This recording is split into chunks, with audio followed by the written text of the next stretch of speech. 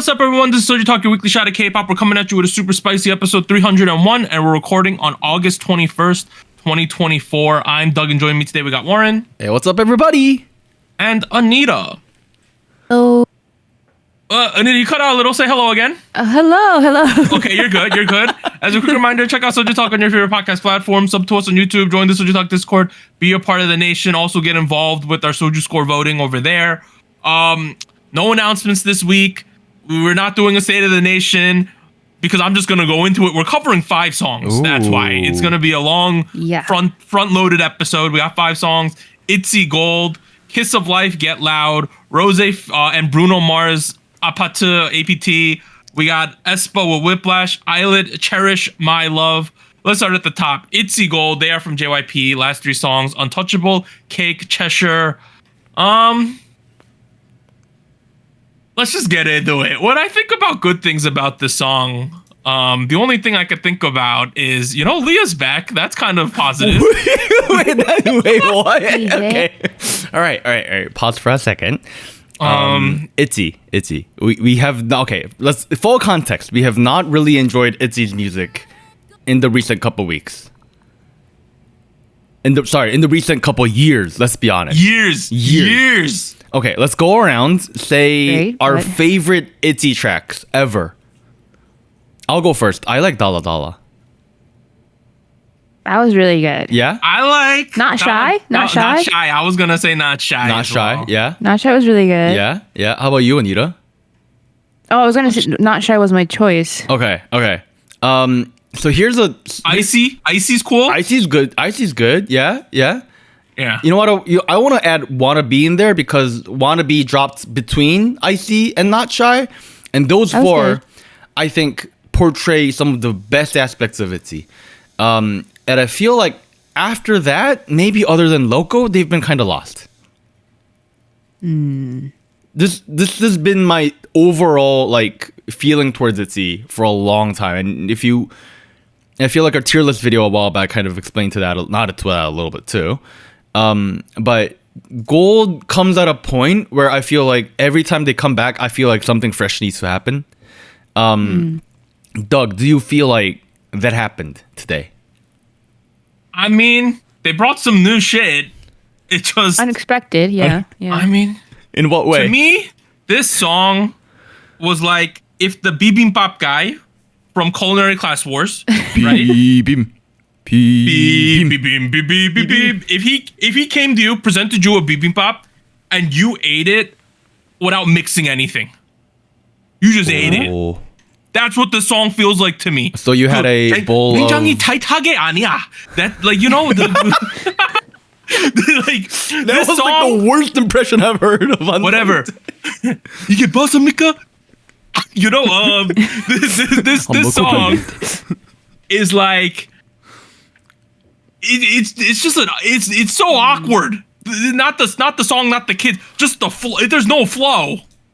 It's so awkward. Okay.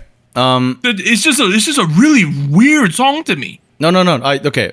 Let's start there because I agree with you. There's not really a good sense of flow in this track, and I feel like that's most noticeable when we are looking at the chorus, right? Because the chorus has a 2-part section, right? It has the very melodic downbeat, bum bum bum bum, that section, and then you do the little.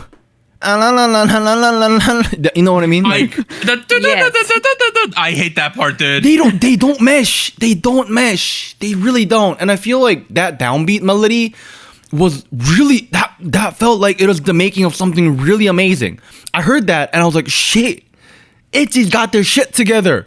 And then immediately, without any warning, it shifted back into that little chant thing, and I was like, oh no. I was like, I don't think this works for me, man. Maybe it does for other people, but to me, you had all this energy flowing through that first half of the chorus. Well, I guess first quarter of the chorus, which you killed immediately with that change up. The pacing doesn't really go anywhere. The chorus doesn't really feel exciting. What could have worked out, is you build out a longer section using that melodic dum bum bum bum, and then you go into the chanting. Instead of going back and forth, you know what I mean? it's a little similar to what K-pop typically does, and I am saying maybe it was not a good idea to do something out of the box here, but it felt like there was a clear attempt to do this like 2-part, melodic, upbeat note, and then less of a melodic downbeat note, and it just didn't really mesh well together, which is why I brought up some of their earlier tracks, Dala Dala, Icy, Wannabe, Not Shy, because all of those tracks had a very clear contrast between the major and minor melodies, and they mesh so well. It complements the pacing, like it does everything that this track at some points tried to do, but it just didn't work out. You know what I mean?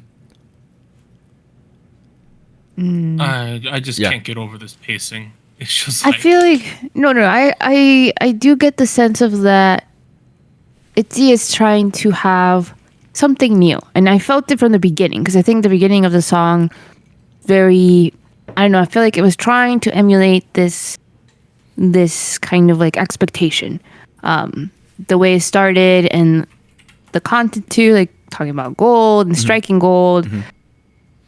And I don't know, I feel like the visuals too kind of, it was fun. The production felt very, very high quality in like the set design and how large they were. It felt like time was spent on this. There was clearly an effort that went to it. Yeah.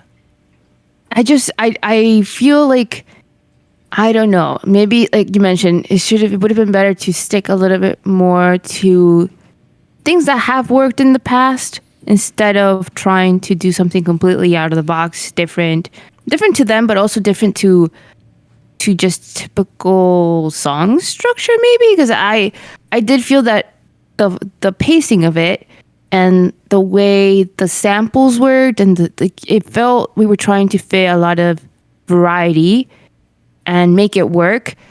And I noticed this the most when it came to the dance section. So there's a very short dance break, I think Ryujin Center. Right. And it was the only time where I felt like we got the same sound, like the same sample for more than 5 seconds. It was like for more than 4 bars. Yeah. Yeah. It was noticeable to me, where I felt like, oh, this feels way more comfortable, to my ear, to just the way it sounded, than everything else that happened and everything else that came after.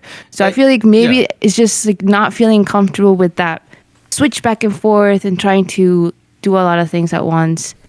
I don't know. I want to like this. Because I like the effort that was put into it. It's why I really want to like this is because I do really like the components. Like, for example, right, there are a lot of moments where there's a 2-layered guitar riff, like a double-layered guitar riff. Like there is the melodic, the high note, the da da da da da, that thing, the arpeggios in the upper note, and then at the same time they layer that with a distorted lower note, the more electrified, distorted riffs. And those two, when they mesh, it was such a cool moment. They do that a lot in the first verse. Really cool moment, right? The drums in that section go really fucking hard. The whole verse section, leading up into the chorus, I was having a good moment. Now, the other part of that switch up is another guitar riff, right?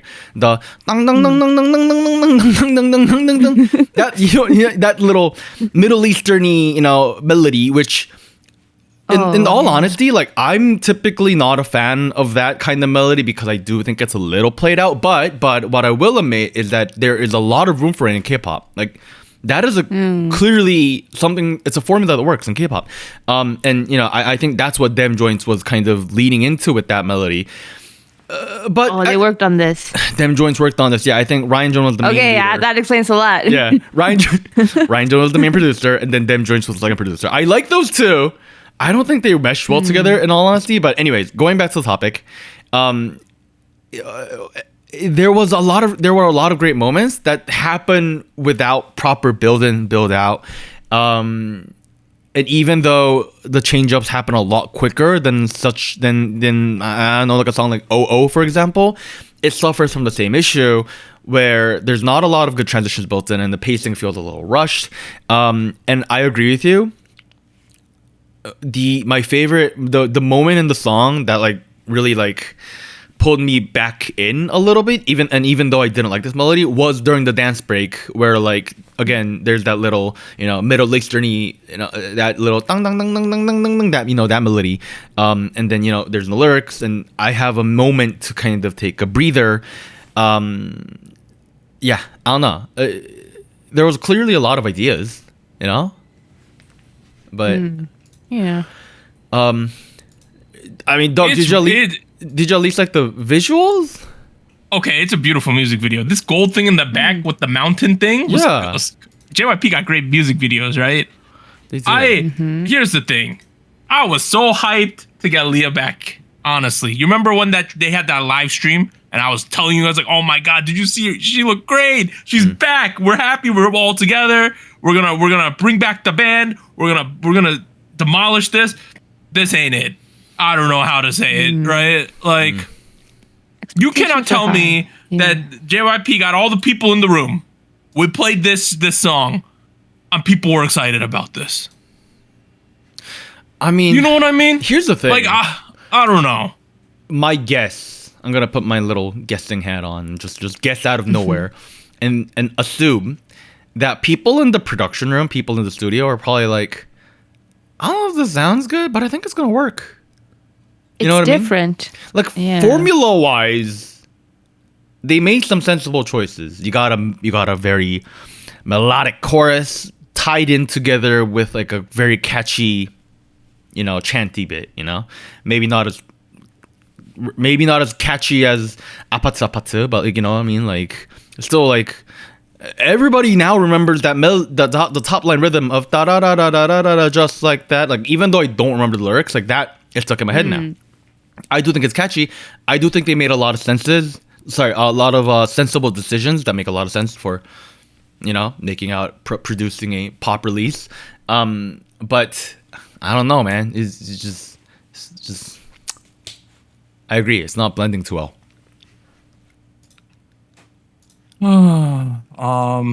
Yeah, it's just like a really awkward song when we get down to it, right? At the end. A little bit, yeah. Yeah. Yeah. It's not particularly doing too well either. It has like 12 million views. Performance is great, like, though. I like the energy. I feel like people have like sadly sort of lost hope for ITZY a little bit, That's just like my vibe. I mean, bro, I told you this last time, and you were like, "You really think so?" And I was like, "Yeah." I mean, I'm always optimistic. I was optimistic they're gonna get it right with this one. We've had enough time to get it right. We got everyone together. We got Leah here. We got the main vocalist back. Let's go crazy, right? And we drop this. It's just like, oh no, right? That's how I felt, which is sad. I shouldn't feel that way. It should be a celebration that we're back as five. It should be a catchy, fun song that people could really get back into ITZY, be like, oh, they got the mojo back, And it just sadly isn't that, which makes me sad. Yeah. Unfortunate. Yeah. That's not to say the members are doing a terrible job. Like I think some of the greatest performance I've seen from ITZY is in here. Like I think Yujin really killed it with the rap performance. Chaeryeong and Yuna have a lot of great stage presence. It's very obvious. I don't know. I think a lot of my opinions in this particular release is less about the members themselves, but more so about the material they were given and how that was. Yeah, this is a hard song. This is a hard song. It is. Yeah. It is. Yeah. Very interesting song. I don't know. Yeah. I guess we'll it's have rough. to... It's rough, right? Isn't that? I don't know. I guess we'll have to see how the song gets rated later. I'll put it this way. I woke up in the morning when this came out 6 days ago. Yeah. I had my phone on my headrest because there's like a little spot for me to put the phone. I took the phone out, turned on the ITZY song, and I was like, what the fuck? I'm going to put the phone back and I'll listen to it when I wake up, right?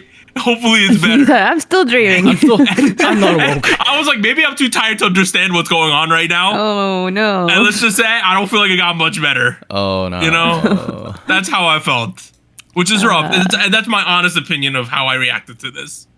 Right? All right, let's move to the next one. Yeah. We got Kiss of Life, Get Loud. They are from S2. Last three songs. We had the pre-release REM. We had Sticky, Midas Touch.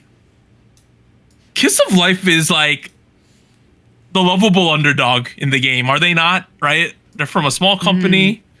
Their creative director is Ihaen, who got screwed on a bunch of competition shows, right? Idol School and other things. And she was on Produce back in the day. Hey, I know a lot of people loved Midas Touch. I've heard people say Sticky was like the song of the summer. That and like Supernova, popping off, right? yeah. Like, I've heard people say that. But in terms of like a pure summer song, Sticky was probably the summer song this year, honestly. Ooh. When you intended to make a summer song, right? Kiss I think that might have been the Summer top. Queen 2024. Yeah, and I saw a lot of people being like, yo, they're on that sister trajectory, is what I was hearing, you know? Take the mantle. I will admit, they definitely have the internet's favorite title to them right now. Like, oh, for sure. Right. For sure. Like, maybe they don't have the general public relevance to match that yet, but I feel like there's a great energy, a great drive. We're on a great trajectory. You know, maybe, I don't know about Sistar, but you know, maybe even better than Sistar. Who knows? So how are we feeling about Get Loud? I feel like this was very much a continuation of Midas Touch sound. Does that make sense? Because this has that 2000s, late 2000s, like pop diva vibe. I was thinking like Christina Aguilera. Like I could hear her voice in this type of sound, maybe. And it fits them. I think it makes sense. It makes sense to continue with this sound, this vibe. I feel like if anything, I don't know if I would say this was a trajectory up, like an uptick. It feels more like we're staying where we want to be for a bit, or at least that's what it feels like with this release, where we're kind of comfortably in this sound, maybe exploring it a little bit more. Yeah, definitely feel you. Definitely think this is a continuation of where we left off with Midas Touch, where like Sticky feels like the little summer outlier. Overall, it feels very Latin inspired. I think that's where you were thinking about Christina Aguilera. Those guitar chops were just so fun. You know, very late 2000s. Very late 2000s. And it's definitely become one of those Y2K tropes that is now being used to, you know, remind us of that era. Like I'm thinking about one of the BTS members did this kind of recently. I forget which one. But this is now a thing. And I feel like the way the top line plays into this and the way the members perform, like particularly Julie and Belle, in the way they kind of enunciate and the rhythm that they you know really portray. I don't know. It works really well. The press release called it a Dougie style hip hop rhythm. I'm gonna call bullshit because I don't think really this is. If you fucking tried Dougieing to this, like that's. That's kind of hard. Yeah, like this feels way too fast for a Dougie. It's too not good. You, Doug. Like, what are you gonna do? Dougie alive. It's not gonna. That was back in the day. It ain't gonna happen. No, with this song. Fuck, This just feels like it's like a. It's a little reserved though. This one, like they didn't go too crazy in the chorus. They got like there's a little bit of. There's Latin flavors. There's flavor. Right. We took out the Cezanne again, Anita. We took out the Cezanne a little bit. Just a little bit, But though. Not a likes lot. this, but and it's still I understand spicy. it. Yeah, It's still spicy. It's still got that lime, you know, like. Yeah. I would say for me, I think it might have been on a personal level a little too reserved. That's where I ended up with. Like for me, after I listened to it, I was like, you know, that was nice. I like Kiss of Life. But was I like excited about Kiss of Life? No. That was my issue with this song. Okay. Question, right? So you think there was a missed opportunity for this to be a little more not reserved? What would you do? Consultant Doug. Imagine Kiss of Life producers emailed us. They're like, ooh. I think at a minimum, we could have added more Bell ad-libs of high notes throughout the chorus or other sections of the song, because I think that's one of the strongest suits of Kiss of Life is Bell vocals. But to be fair, she wrote this song reportedly, so I think it's pretty maybe she solid. didn't. Yeah. You know, I think it's great, but That's a maybe she just song. didn't feel the need for it. But for me, it's like I think we could have got some like fun ad libs from her. I think Okay. they would have added a lot because it would have been like, oh shit, right? Maybe I would have got excited then, right? No, I think that's fair. I think what ties all the 5 songs of this week together is that the chorus is not particularly over the top. It's not particularly explosive. It's not super high energy compared to the rest of the song.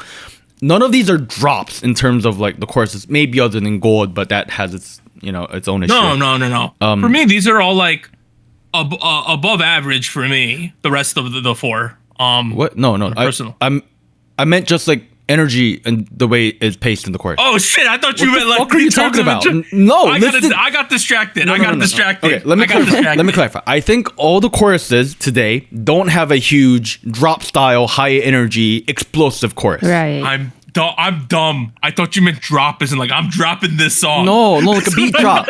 No, what the hell?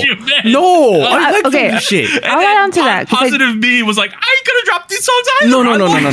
I'm still carrying them. No. That Okay. was my- Here's the thing. The reason I bring this up is because between all those songs, Get Loud was clearly meant to not do that. I don't think they were Right. going for like an explosive chorus. And in fact, I feel like that kind of plays really well into how, Latin pop or Latin pop inspired K-pop from that kind of era of, K-pop was kind of sounding like. So to me, that didn't really feel out of place. And I kind of appreciated that.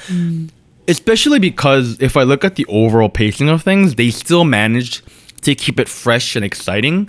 Because Yes, once you get to the second verse, there's a bit of a beat change. You go a little more, aggressive. It feels a little less Y2K guitar chops and Julie, more so. right, I think. What's up? I think it was Julie's section that I was like, oh, this has that modern sound a bit. Right. Definitely. It brings in those modern elements a lot more towards the forefront, and it manages to keep it somewhat consistent, cohesive, while keeping it super interesting, while keeping it, there's a bit of a change up. You know what I mean, right? Like, yeah. That's what they should have done. I don't know. You know what I'm trying to say.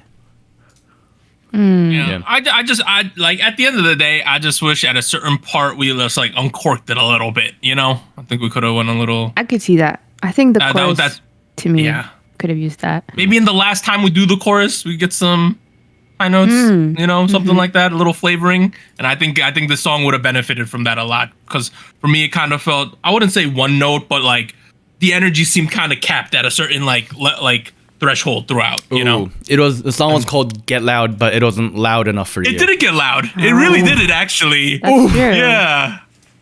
Okay. All right. Some food for thought. All right. Let's go to the third song. Rosé, Bruno Mars. Who would have thought we'd ever get this collab? But we do now because she's from the Black label and her Western promotions are handled by Atlantic Records, and that's why we get this collaboration. Last 2 songs were Gone and On the Ground.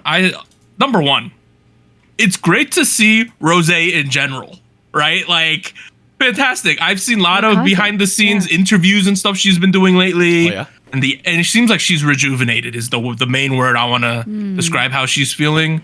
And I saw her on a couple like interviews where she's talking about like, so I'm at Atlantic, right? I signed. And she's like, I asked the heads, I'm like, you think Bruno Mars would want to do something?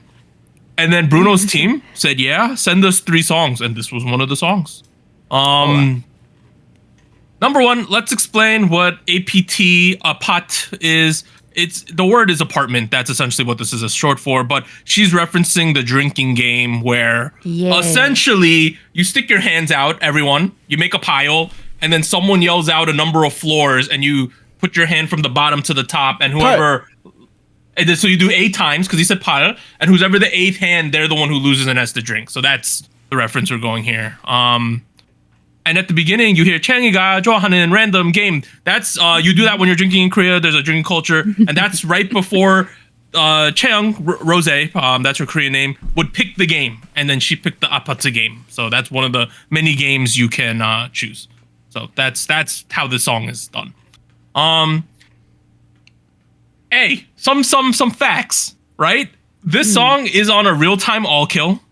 It's at 54 hours of real-time all kill right now. Okay. It has spent 4 days #1 on iTunes song chart. And she's the first K-pop female soloist to reach #1 on the global Spotify chart. Oh, wow. That's crazy. Lots of big This numbers. is objectively the most successful Blackpink member solo thing internationally already. Wow. Okay. Oh. Wow. Yeah.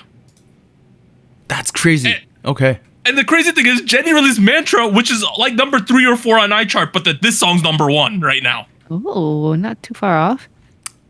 Mantra's, Mantra's number 3 right now. Yeah. But we got Rosé in #1.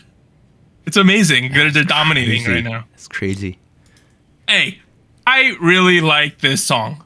I don't know what it's about the song. The music video is super simple. They're just hanging out. But something about the way the production is handled, something about the aura of these two people together, the vibes. It just is great. I don't know what's going. It's somewhat magical here going on right now. There's magic here. That's a good vibe. It's a good mood. It's a good energy, you know? I would say the only thing that I thought was a little not strange about the song, but a little underwhelming to me is like I felt at some points Rosé's voice didn't project too well in the way they mixed her vocals. Like I don't know how to put it. It's not that she sang it wrong, or it's not that it was bad for any stretch of the imagination, but some of it to me, it just felt like I wish it was a little louder. I don't know how to put it. I felt like here's a different way to word that. I felt like the mixing on this song felt a lot more Western. A little bit more Western than typical K-pop songs that, you know, venture into the West a little bit. Maybe that was Atlantic, maybe that was the producers. I don't know. But that was my takeaway because Western pop typically tends to not put so much focus on the vocal person singing, whereas K-pop tends to have a lot more emphasis on putting, you know, the vocal, making it loud, make it project, you know. That was my takeaway. Maybe that was Bruno's team. I don't really know. Well, to be fair, towards the end when they kind of have the breakdown, right? Hold on, blah, blah, blah, blah. It kind of sounds like they did that like megaphony effect where it's distorted. You know, they did some kind of distortions at times too. Yeah. And maybe I just wasn't really into that. But the overall project, this as a collective, I thought this was fantastic, to be honest. I'm like, as quick spoiler, I'm giving this a monster score later. Oh, really? I'm giving this a big score. Wow. Okay. I really like this. All right, Anita, I don't know what about this is so intriguing to me, but it is. Did you like the song, Anita? I did. I'm having a good time with it. I think it's definitely super catchy. They knew what they were doing with like the repetition, right? Yeah. I think a lot of the sound and like vocal delivery reminds me of maybe what I'm familiar with of like late 2000s, early 2010s pop. So I think a song that came to mind that had this, I think it was the vocals was the That's Not My Name by the Tintings. That's not my so that name. Came out in 2008. Yeah. Yeah, so it's very like fun, not super serious, like very like catchy, like that vibe I felt like was captured in this, kind of reminiscent of that. The one thing that I feel in that, I don't know, this will come down to time, like how long this will be that catchy is. It's very reliant on that repetition. I don't know, I guess I was expecting a little bit more as it goes to the lyrics, because I thought it was really fun. It has a great reference with the drinking game.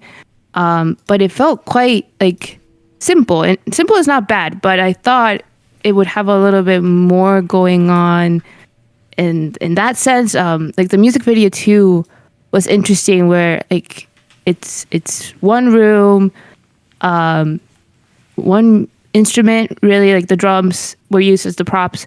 I don't know, I feel like, yes, the focus is on Rosé and Bruno Mars, but I thought we could do a little bit more, because, I mean, the drinking game, the culture, I thought could have been emulated a little bit more to make it like, oh yeah, this is really fun, this is really catchy. And I felt like I don't know. I didn't quite feel that as much visually.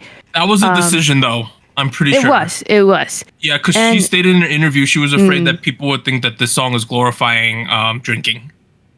True. Okay, that's an interesting take because I feel like, I don't know. I feel like it was such a big part of the song that it felt like, oh, I wonder why we're not doing something like, I don't know. I guess the expectation would have been more lively, more people, more party. But I kind of understand their take on that then.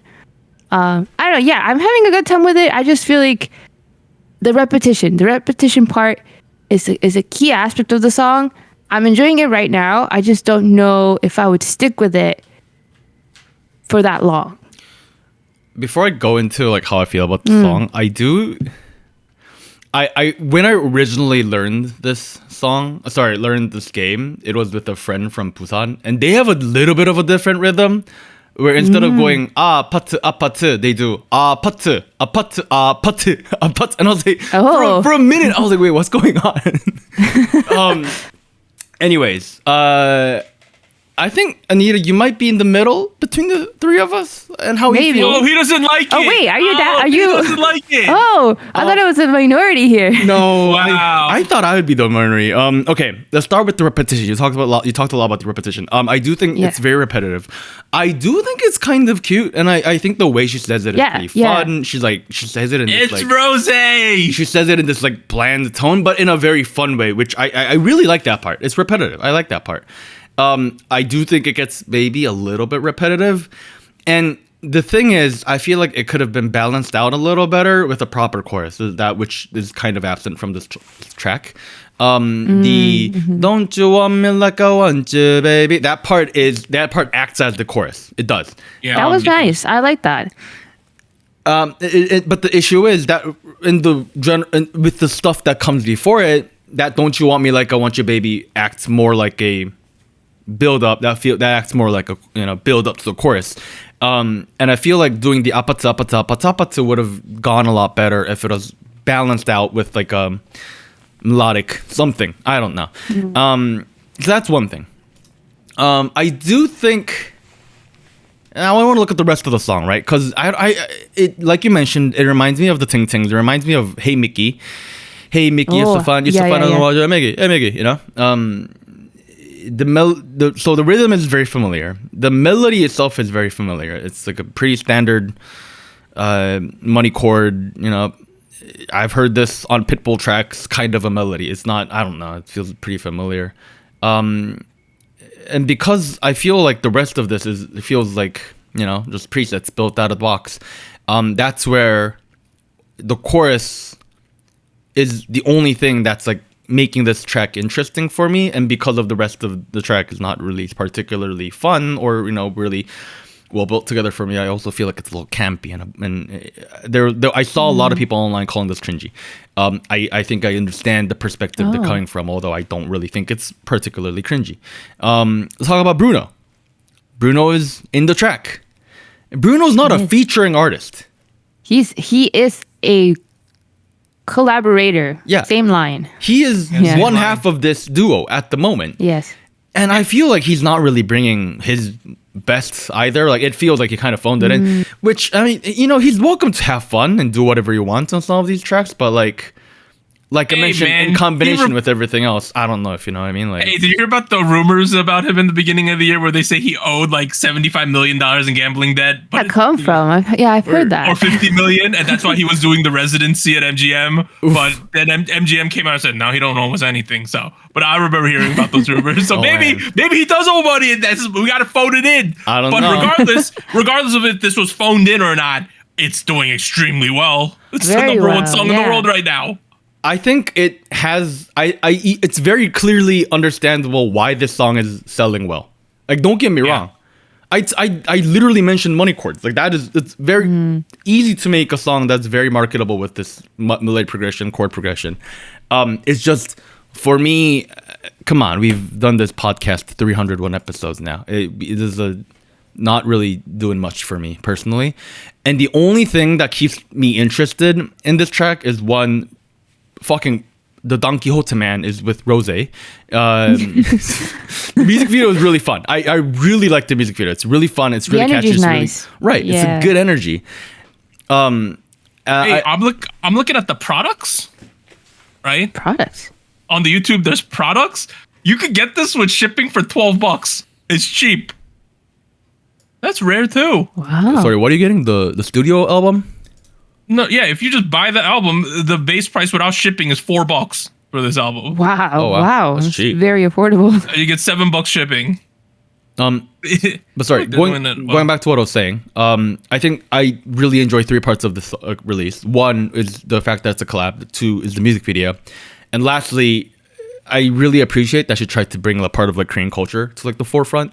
I yeah. do think it's, however, a really big missed opportunity that like it didn't really go anywhere other than it being used for a chorus. Like a lot of the marketing seems to be reliant on like, oh, like she's bringing like, you know, Korean drinking game. It's a game. Yeah, Yeah. I'm like that's cool. Like she had a video where she teaches people how to play the game and whatnot. But on the other hand, like if you look at the lyrics, it doesn't really say much. It would have been cool if she released an album, right? Let's say 10 songs. Yeah. Each song was named after a Korean drinking game. You know how interesting that would have been? That was a strange Ooh. concept album. Why? But it would have been kind of cool, wouldn't it? I don't know. This could have been one of them like that. I think that could be a fun idea if someone did that. Yeah. Honestly. Actually, like I when you mentioned it, Doug, I understand the priority of not wanting to like lean too towards the much. drinking, right? Yeah, like well, that too, I yeah. get that. I get that. I just feel like there could have been just a little bit something else to make it more creative in that sense, because just even the name of it, like apartment, like you could do something visually about an apartment and like different floors and like different characters. I don't know. I just feel like there was something there, and I find it really interesting that they used this. It's really fun. It's very chanty, very memorable. I don't know. I just feel like I was expecting a little bit more because, like Warren said, it's a really, really great collaboration. They're both now, I feel like, pushing each other maybe. Like Bruno Mars is the name you recognize. Rosé from Blackpink also recognized. So I don't know. I feel like, to me, in that sense, the creative possibility was a little missed. Yeah. I could say that, but the facts don't lie. That's Of true. its success. It's doing well. It's doing well. It's crushing right now. It's absolutely crushing at the moment. Yeah, once YouTube updates its chart, it's gonna have a perfect all kill in Korea. It's number 1 on every chart right now. Nice. I'm happy for the Blackpink members. How about that? All Yeah. the Blackpink members are doing great. I heard rumors that Jisoo's gearing up for her thing now. I heard that as well. Okay. Hey, Jenny's killing it with that. What was the song she sang? I forgot the name. Mantra was good, doing extremely well as well. Lisa's doing But, it. Hey, Rosé though, the blonde curls that was fun. I like that. You know, if you can't tell, I'm very Rosé biased, by the way. Yeah. So, hey, here's the thing. At the end of the day, independent of my biases, my biasy towards Rosé, I think this is an extremely catchy, earwormy song that It is. people are gonna be bumping for like the next 2 months straight. I think. Oh, To be okay. honest, Oh, I wow. think this is gonna be. I think this is a mega hit. It has 81 million views on YouTube already. That's crazy. Yeah, it's completely popping off. All right, let's move to the 4th song, aespa, Whiplash. They're from SM. Last 3 songs, the extremely successful Supernova. Right. We had Drama. We had Spicy. Am I missing one? Armageddon. Armageddon. Yes. Armageddon. Because one of those is technically not a title track, so it wasn't listed in that list I was looking at. Both are title tracks. All right, well, you could blame Wikipedia then, or am I the dumb Yes, one? justice for I don't know, Armageddon. man. I'm going off the mean, press release. Yeah, you should go off the press release. Did I just miss it? Let me check. Armageddon Second. Supernova double title track. Yeah, they're there. I'm dumb. I just missed it for some reason. That is okay. It's okay. We got That's it. all right. I hope Yeah. so, man. Okay. Did y'all like this? Oh man, you are not starting off on a high note there. Oh man. I'm asking because I'm afraid you guys don't like it because I liked it. Oh, okay. What did Okay, you like okay. about this track, dog? Tell me I don't know, more. it's a club bop. It reminds me of It the is a Lady bop. Gaga. The song that this really reminds me of is Sour Candy, Lady Gaga, Blackpink. Oh, okay. I can see that. Yeah. In terms of vibe, right? That's the vibe I was getting. We're at a club, having a good time. You know, I liked it. I think a little more obvious connection you can make with the Western pop side between Whiplash and that is Brat. Yes, of course. Yeah. I think aespa wins the title of being the first to import Brat into K-pop sphere. I think they did a really good job. It's I'd probably say this is like tech house. There's a bit of deep house near the end too, but like this is mostly tech house, which is like a combination of techno, layered on top of like a downbeat house rhythm. So that thing on the boom boom boom boom, that's a fucking fire beat. That beat is fire, and they're so good. Like Winter sounds so fucking good. I'm sorry. Like she's the killer of this track for me. Man.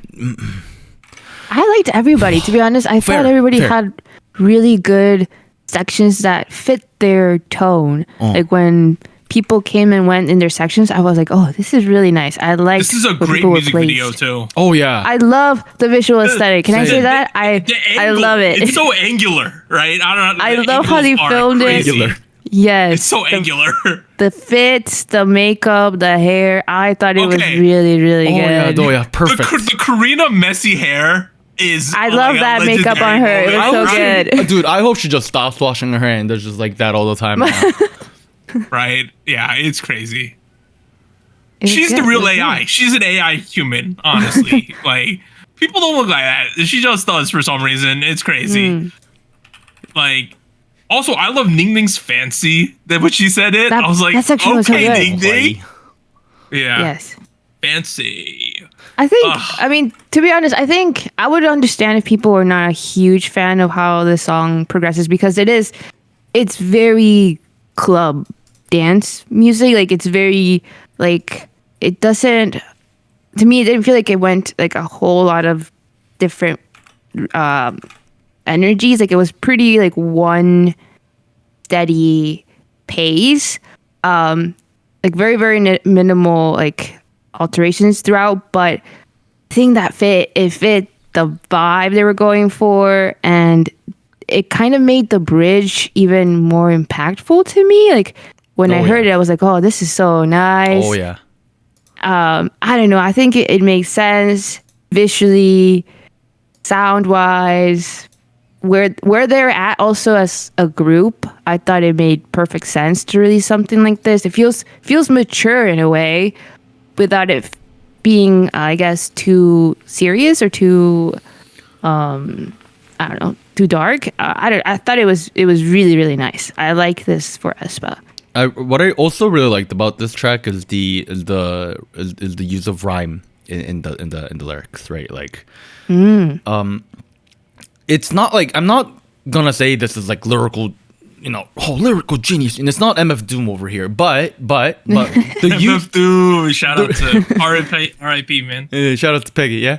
But the reliance on rhyme to like create a good sense of rhythm and not keep it fucking groovy was so good. Like they do Whiplash, Big Flash, Think Fast, Did That, Hunde Linte, Bin Bad, Moody Head. Like there's like, obviously these aren't like mind-blowing rhymes, but like at the same time they knew how to use it precisely well for this genre, and give it that good sense of rhythm. Now I do think maybe there was a bit of a missed opportunity, just a little bit, I'm nitpicking here, to like maybe give it like a offbeat rhythm structure, like I am thinking about how like rappers like a Korean example would be Kim Millie, who's the guy that did Big Fish Theory. I'm looking that up. Big Fish Theory, Vince Staples. Like I'm thinking about people like Vince Staples or like Kid Millie, who introduced like these like cool rhythms, these cool rhythmatic structures into house music. I feel like that was maybe a little bit of a missed opportunity, given that that's pretty formulaic nowadays. But I think what they did pretty cool. I think what they did pretty fucking awesome. This fire. That's fire. It's a good song. This is a good song. It's a club banger. People, this is actually a club banger. Like, you can play this in a club. You will be at the club, yes. You're going to be at the club and this going to play. Sometimes people go, oh, this K-pop song's so clubby. And in actuality, it's not, you know? This one is, though. I honestly feel like. For sure. Particularly maybe clubs in Europe. Oh, the fucking Berlin warehouse. This is in those basement clubs, you know? This is a hot, sweaty club. This one, for sure. Oh, the fucking Brooklyn warehouses. You know, now that I'm like an adult, like I'm old, yeah. I think of like being in a hot, suffocating club is like an unbearable thought to me. Maybe because I'm old. But back in college and stuff, I was like, hell yeah, we gonna go to the club, right? Hell yeah, I'm going to go to the basement. Now that I'm old, it's like F that, right? Let's eat ice cream or something instead. I think that just shows where my priorities are at. Hey, I mean, if I play this in the shower, I'm still shaking my ass. No, this is great. This music video was awesome too. That was a good video. They're not even doing anything, but it's cool, right? Like they're in a white room for most of it. They're in a white room. They got these like weird tools, and they're like shooting them at each other. Weapons, and then they're shooting each other with cameras and stuff, right? Yeah. Like, and then they're outside like at a radio tower for some reason, right? And then it just kind of works. It's all industrially, I guess. And then they're in a DeLorean. It's just great. It's a great package. It's a great follow-up to how successful the Armageddon Supernova era was. This feels like a natural progression to me, and it's doing well, for sure. All right. I feel like they finally figured out what they're doing with aespa. If you guys had to rank in order of favorability between this Supernova and Armageddon. Oh, no, don't ask that. No, I'm asking you first, Melita. Which one do you put first and which one do you put last? Oh, no. Oh, God. This is not tough. good. This is tough, dude. Okay. Do you have a clear I like them all for different reasons. I would probably say I definitely like this more than Supernova. Between this and Armageddon, that's where I'm a little split.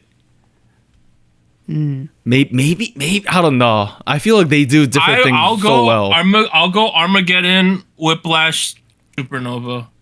And you like Armageddon the most and Supernova the least? I think Armageddon. I think Armageddon had the most commitment to that concept. Okay. And I respect that. I think true. I think this Whiplash it might be even more fun than Armageddon was, but just like the throw it back part is just like crazy, right? Like when they just fully committed there, I can respect that. And then Supernova was the most successful commercially, but I think that was the most like, you know, what you would expect, right? When we went that direction. Honestly, a very fire move for them to pull out this heavy of a commitment into like modern trends in club music. Ooh. Like, because here's the thing. Like, if I was running a K-pop company, I wouldn't do this. This is a big fucking risky move.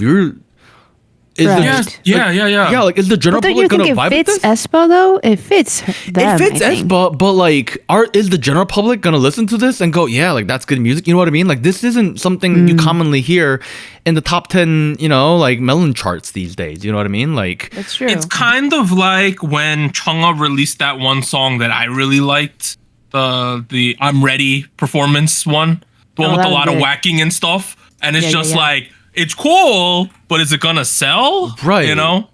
And like, I think that's what Warren's trying to get at. No, like if I'm doing like house club banger for a K-pop group, I'm doing something probably similar to what Crazy did, you know? Hey man, it's number 6 on Melon Top 100. Dude, it's gotta go higher, man.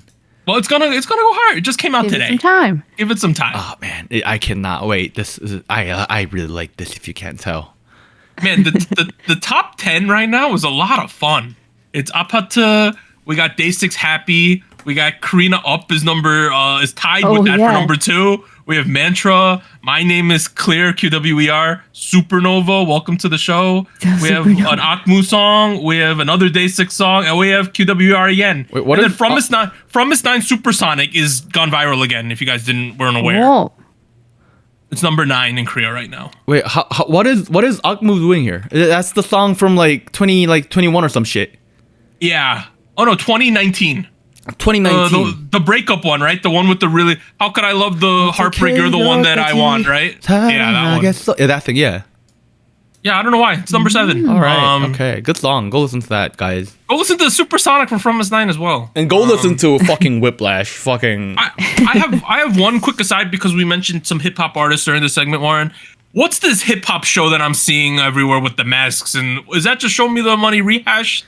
Okay. I'm Republic or something, right? I'm actually not watching this at the moment. I just saw some clips and I was like, well, it's literally everyone I've seen on Show Me the Money before. There's a lot of overlap between this and the Show Me the Money appearances. This is a weekly show that is currently airing on TVing, which is one of the over-the-top networks in Korea. Is hosted by Jay Park. It is a rap survival where everybody pulls up in a mask and they fucking rap a lot. I've seen a lot of clips. It's really fun. Lots of ciphering. Some of the folks that you might be familiar with is Cow Guy, Gold Buddha, who hangs out with Lil Cherry a lot because he's her little older brother. I saw Hash Swan. Siblings, yeah. You saw Hash Swan. You got Damini. You got Kim Haon. You got Noyuna. You got Don Mills. Don Mills. He's back. Personally, I really like Yang Kail. He's I think he's coming up a lot. I've just been seeing clips pop up in my feed of that show. Yeah, you should go check that out if you're into K hip hop. All right, last song, ILLIT, Cherish, My Love. They're from B-Lift. They're trying to follow up the mega hit Magnetic, right? I might have made some hot takes about Magnetic last week that I kind of regret, by the way. I thought about it. No, too late now. Fuck off. Let's move on from that. Yeah. Hey, we got ILLIT. They're trying to follow up Magnetic here. You know what the thing is? I just like ILLIT. I don't know. That's not bad. There's just something about this aesthetic of song, particularly the chorus, the cherish my love, that I just like. I don't know what it is. It's so earwormy. It's ridiculous to me. I don't think you guys are gonna agree with me. Better than Magnetic? I think Magnetic's a better song, but I'd probably listen to this Cherish song more. Really? Already? Oh. I've had this thing on repeat all day. Okay, but you really like Magnetic. It came out like half a year ago, and you've listened to this more than that already? I wouldn't say I listened to it more, but I'm gonna say in the long term, I see. I just vibe with this one. I don't know why.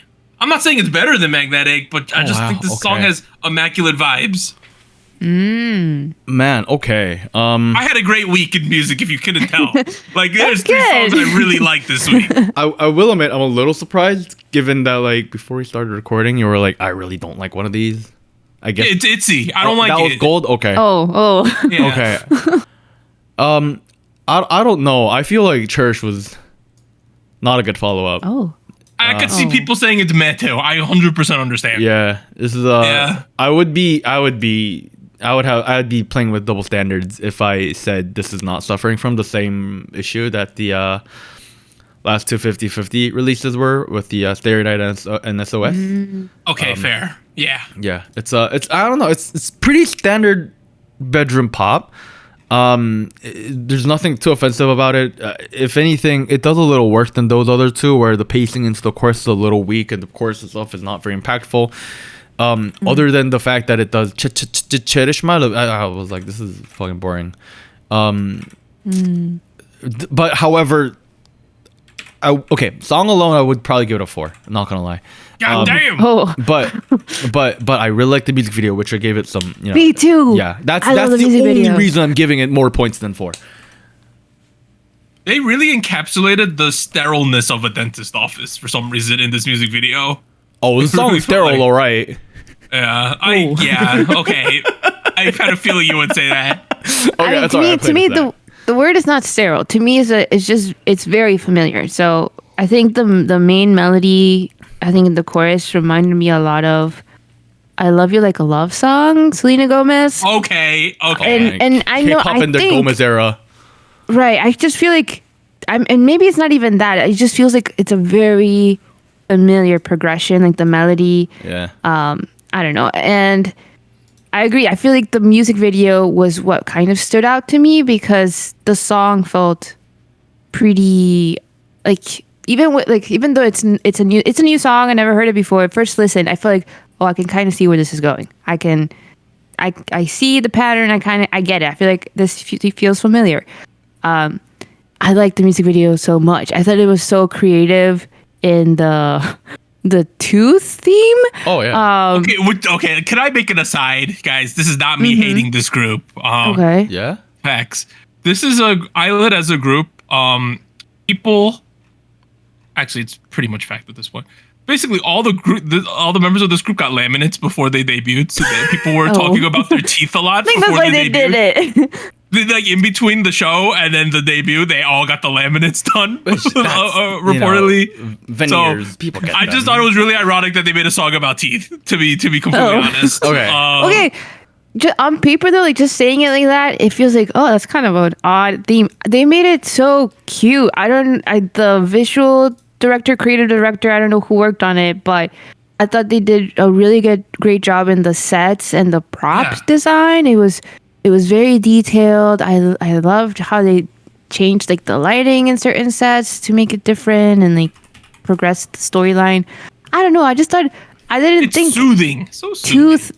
tooth themed music video would be this cute and like pretty, but it really was. I recommend for people that have not watched the music video to watch it because I really like it. Okay, it's really nice. I have to add in a layer about this tooth thing because I don't think we understand where this is coming from. What is this coming from? Please explain. Y'all got wisdom teeth. Yes. Yeah. Well, not anymore. They got removed. I have all 4, by the way. Jesus Christ. Dentist was like, y'all, you're good to go. Just make sure to clean it. There's some people, they don't need to. Wisdom teeth in Korean is 사랑니. It is what it's called. Yeah. So that's the club, right? Part of a club. A club? What? Oh, right, so the club they were in. Yeah. Yeah. So like because it's called 사랑니, it's somewhat of a trope in Korean culture to like relate that back to like puberty and like first love. If you look at songs called Wisdom Teeth by Byunjin-seop or Wisdom Teeth by IU, like that's kind of what it's about. There's another song called Rum Pum Pum Pum, which is like also called First Wisdom Teeth. I'm not sure who this is by. I'm trying to look. Oh, by FX. Fucking makes sense. Yes. So like this is a bit of a trope, but at the same time, it's not really super common in 2024 at the moment. So like it didn't really feel like it was particularly like cliched or anything. And in fact, I felt like it was almost like a good throwback, almost like a good Y2K moment for what they're doing. I bet, yeah. Yeah. It was nice Y2K. It felt like a little bit disco-y or something at certain points for me. So like it was really cool how like they used the wisdom teeth into like, you know, what is clearly their first love kind of a moment. And I think I read somewhere on Reddit that one of the members came up with this idea. I don't know if that's true. If it is, like, nice. Fucking dope. Cool. Yeah. What I don't think was super fucking dope and cool was none of that being in the lyrics. Yeah, it relies purely on the visuals. Yeah, like, you listen to this song, there's nothing about anything that's portrayed in the video. And I was like, come on, like, that's such a...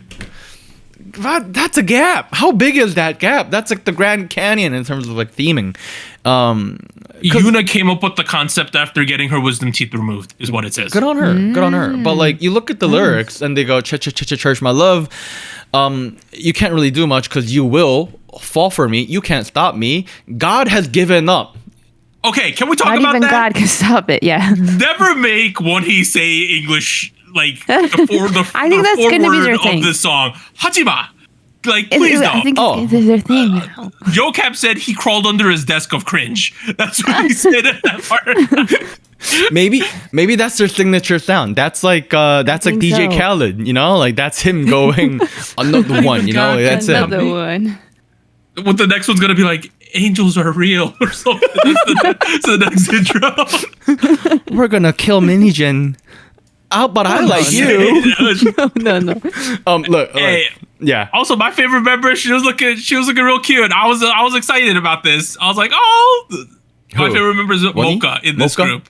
I'm a Mocha fan. Mocha's styling changed quite a bit. Cool. But I just realized that I like all the kids in these Hive labels that I like are the people who get like shit talked for singing terribly. Oh no. We don't talk about that on the show. I'm a Mocha and Sakura fan. It's rough out here, guys. It's rough out here.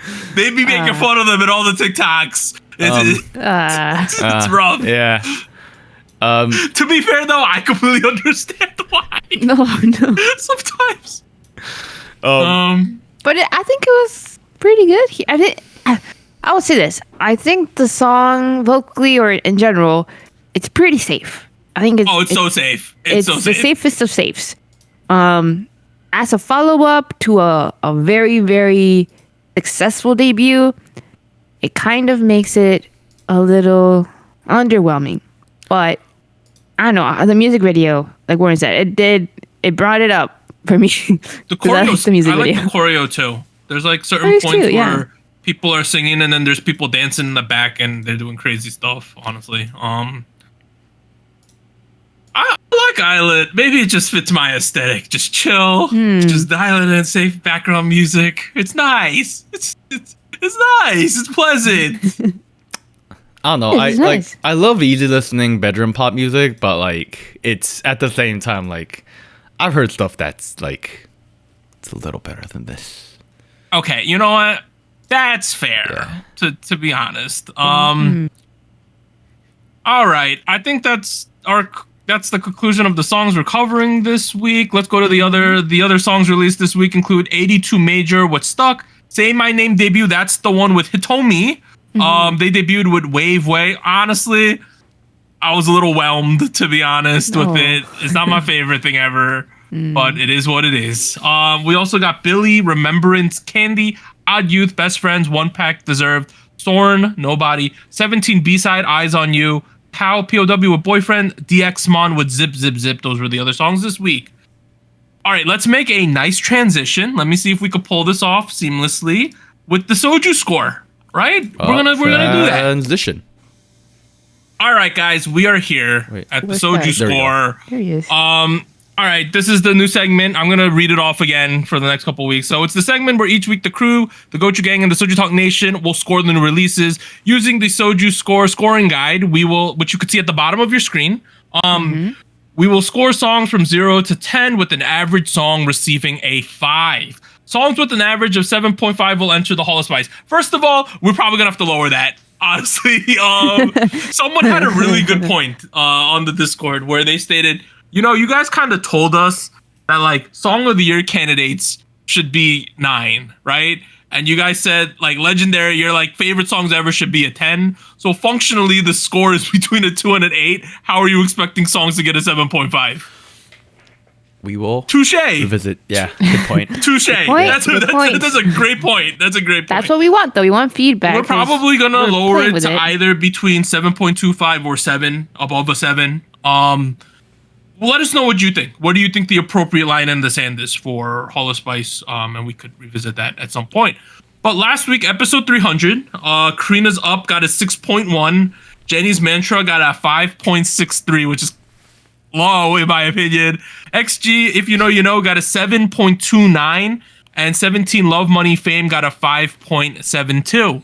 The new songs this week are ITZY's Gold, Kiss of Life, Get Loud, Rosé, and Bruno Mars, aespa. We have aespa, Whiplash, ILLIT, Cherish, My Love. ITZY Gold. We gotta score this song. Give it a number. This is probably going to be one of the lowest scores I give all year. Oh, really? For me, I'm a positive guy. Yeah, do you think? This is a 3. Whoa! Oh, okay. I'll let me say this. I will not be listening to this song after today. I don't think. Okay. Wow. Okay. Okay. I'm just not a fan of it. I don't know what it is. It's just like the pacing so choppy and awkward that it's just not a pleasurable experience for me. Fair. Okay, I feel better about my score now. Yeah, same. All right. I was gonna give it, or I am giving it a 5.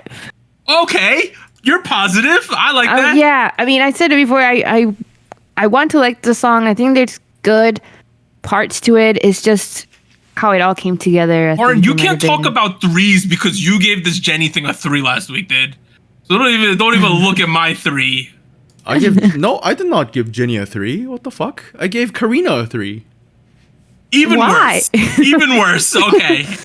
It's okay. I give it a 5. So you think this? Yeah. You think there's 50% of songs are worse than this? Is what you're saying? 50. Yeah. I don't think this is the worst thing I've heard. It's just Really? Okay. certain things I think didn't work out as well as I wished it would have. How it was structured, maybe.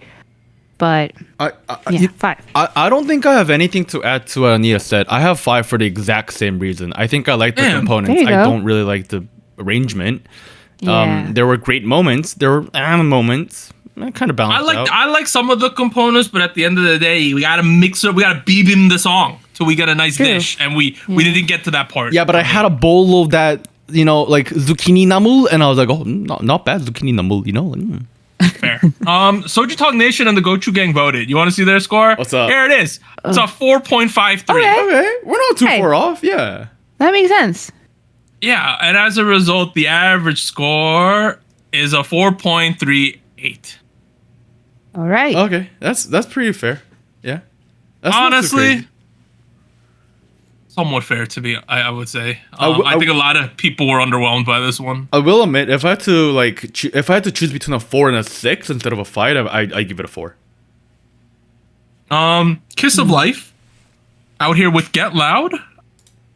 I'm gonna give this one a 6. Wow. Okay. I think it's a good song, but I think a couple changes I could have given this a higher score. I kind of agree with that, which is why You have I'm a 6 also as well? giving it a 6. Yeah. Yeah. I wanted to say I don't know if it's because of this, but there's a B-side that came along with this one called Igloo. I just found that one I a like little Igloo. bit, that one was a little bit more like catchy right away, where I'm enjoying Get Loud. It's just a little hard to remember sometimes, like in the chorus, because I don't know, I think it could have been more distinctive. I don't know. I like the chorus. Baby, come and give it to me. I'm giving it a 6. Sorry, 7. Giving it a 7. 7. Okay. Yeah, I don't know. I understand the chorus maybe wasn't too explosive, but I wasn't really bothered by that. I think all the criticisms I had towards the song were maybe like opportunities for it to be even better. You know what I mean? Like overall, I got no complaints. Great execution, great performance. Fuck me, man. This is great shit.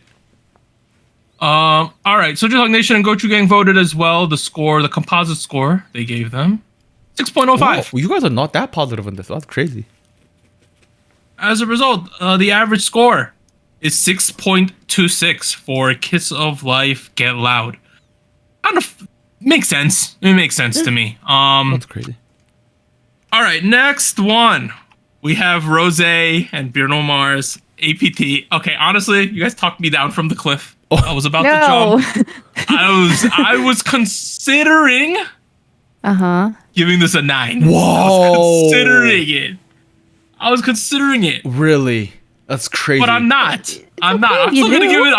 I'm still going to give this an 8. I think this is a great song. I really enjoyed this song. Right. Okay. All right. That's crazy. Yeah, no, I really do get the appeal to it. Like, it's very catchy, super catchy. It's fun. But there were a couple things where I feel like we could have done a little bit more, like missed opportunity type of thing. So I'm giving it a 6. Okay. There's a couple parts that really annoy me. There's certain aspects of the song I don't like. There's certain aspects of the release I really like. So they kind of cancel each other out. I got a 5. God damn. Yeah. Well, SojuTalk Nation and Gochu Gang voted. By the way, this is the second highest score they've ever given out. That's crazy. Ooh, 8? 7.18. Oh, The only I thought it was score- going to be higher. That scored higher than it is Karina's Up last week. It scored higher than this. Ooh. Oh, wow. Yeah, they gave a monster score too. As a result, Rosé and Bruno Mars get a 6.54. Their Soju score. Okay. Honestly, that's some food for thought for me. I thought it'd be higher. Yeah, you wanted a 9. I thought so too. Yeah. All right, aespa, Whiplash. Right? We got to give it a score. Honestly, this one's an 8 as well for me. I think it's that good. Nice. I would give this an 8. I think this is a super strong song from aespa. They went with a club banger and it just hits. That's why I'm giving it an 8. I'm gonna give it. I think this is the highest score I've given so far. I'm giving it a 7. I really, really like it. I like the whole package of it. But they have the run, the Supernova Armageddon run, was really iconic. I don't know how this will play out, but I'm enjoying it so far. 7. I started doing this rating thing. I started practicing back in episode 296. And I gave 8 to a couple of their songs. I think this fits with that. I think that's an 8 for me. This is a fucking banger.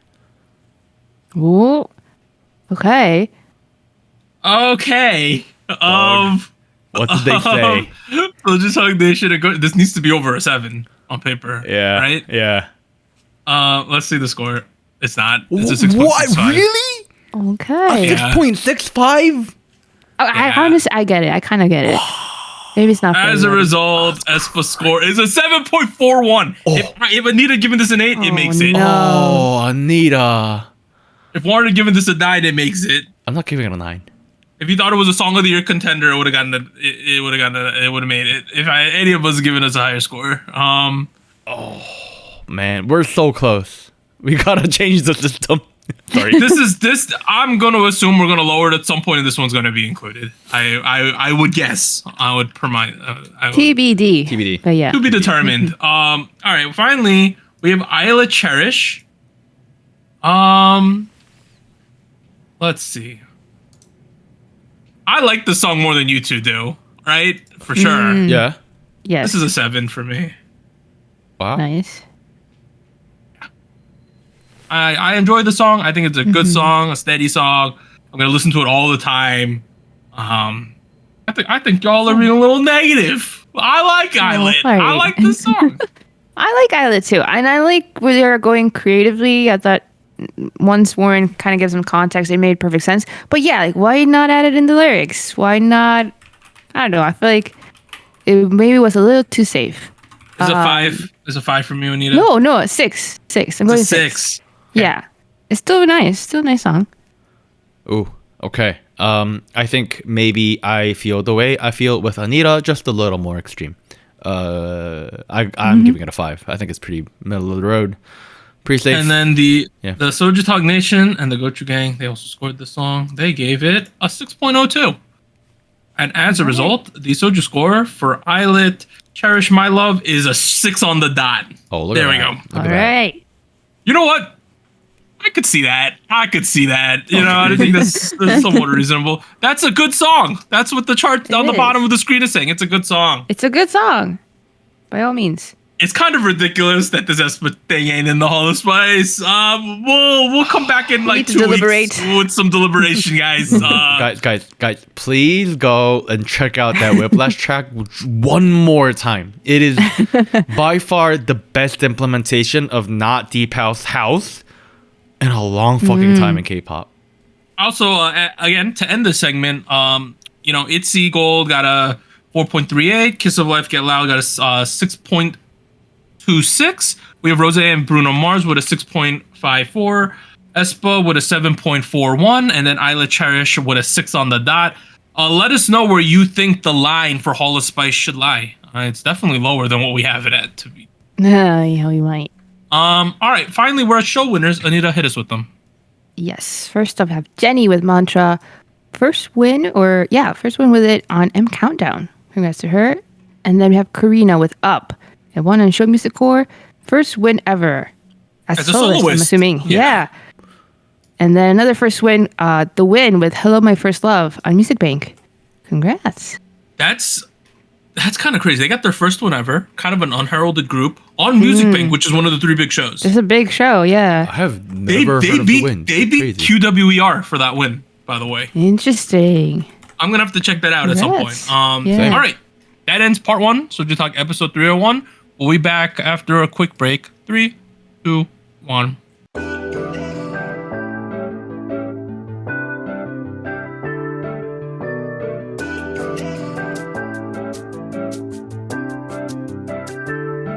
Hello, SojuTalk Nation. This is Anita here with a quick PSA.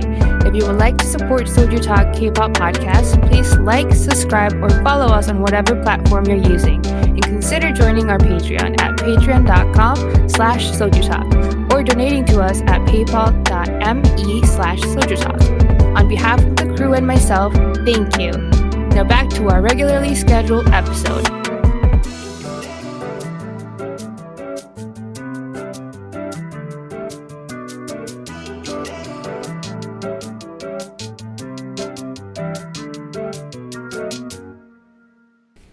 All right, we are back at it with news and events from the past week. The big topics haven't changed because that's what's still developing, guys. Oh no. We'll talk about Seunghan, then we'll talk about the Hype Civil War. Okay. Let's go through this. So the Seunghan stuff. This is a Korean article, right? We are. This has gone this to this extent now. Quote: "We won't buy your merchandise. Rise Seunghan's departure controversy spreads overseas." So now even Korean news sites are reporting on the fact that we in the West are not happy about this, right? They're aware now.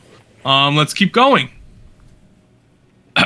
Okay, even Jeff Benjamin here, who is a one of the biggest K-pop journalists in the United States, he said, "We've seen K-pop music and merch stores boycott product. This is the first media outlet I've seen take decisive action on Seunghan Rai's situation with SM Entertainment." So this is a US-based website called What the K-pop. They made a whole statement how we cannot support SM anymore and sell Rai's products.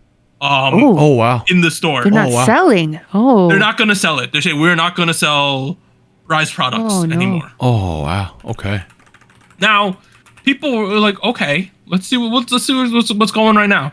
At least 263 K-pop stores internationally are boycotting Rise. Oh wow! Okay, this is different. I thought it was more of like buyers, right? Not necessarily No. the stores. The stores refuse to buy Rise albums from SM. Okay, Wow, okay. this is a little bit bigger. To be fair, this is a OT7 fan account. So, but look at even on the screen, these are statements from different stores right here saying we can't support SM and what they're doing. Seunghan, and almost every one of your favorite stores in the West has this kind of post, has this kind of wordage up. Okay, that's wow. And it's not just the US, it's literally I saw another post and had like all the countries. It's like every country outside of Korea. Okay. So we're at this point now. The West has responded, or the people outside of Korea has responded is the better way to put it. I do think I do want to clarify on that a little bit, because I think a lot of this reaction is coming from the European side and the Western side. Yeah. I'm not seeing a lot of this reaction resonate across the Japanese or the Chinese outlets. But it is something for sure. No, right? I'm not saying it's not. It's. I just wanted to avoid saying this is a Korea specific thing. right. Okay. Yeah, that's fair. Yeah. Hey, like the store I like, the one in Orlando, K-pop in USA. They're not doing it either. That's a brick and mortar, decently sized K-pop store in Orlando, near Disney, right? So I just looked up. That's one of the local stores near me, or not near me, that I've been to. So yeah, so that's happening. Oh, wow. The boycott is on. Rise has lost over 500,000 followers on their social media accounts following his departure. So it's happening. Oh wow! Oh my god! Yeah. Hey, the fans who are Pro 7 members are making a stand. They're making it strong.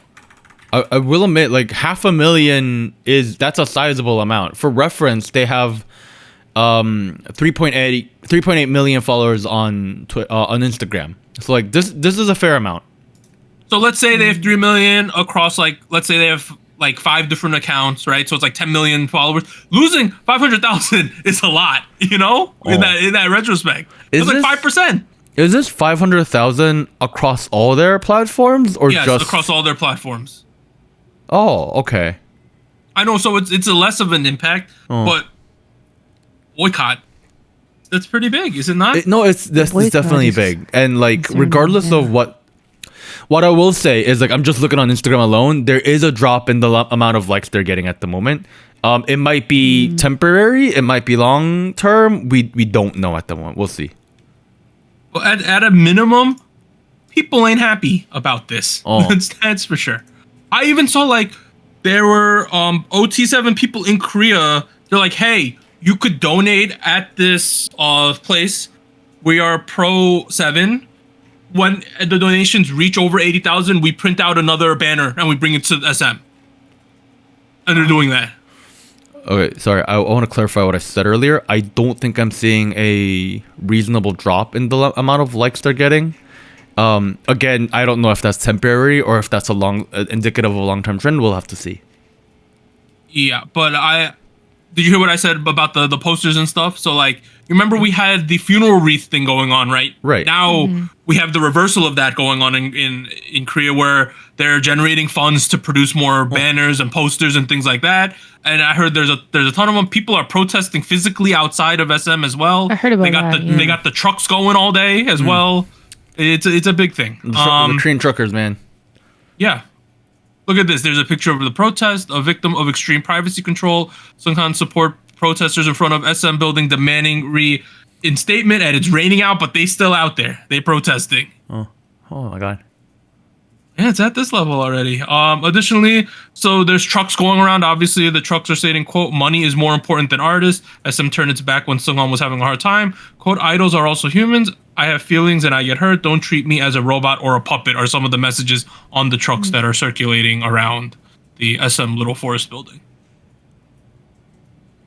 And then, yeah, finally, even change.org made a statement because there was so much stuff going on. Oh my God. So the K-pop group Rise has been at the center of a controversy after it announced the return of one of its original members, Sunghan, then backtracked after receiving criticism. Sunghan had been on infinite hiatus since last year after videos of him smoking cigarettes and kissing a woman were leaked. A change.org petition calling on the band management company to bring back Sunghan back to the band has garnered over 300,000 signatures.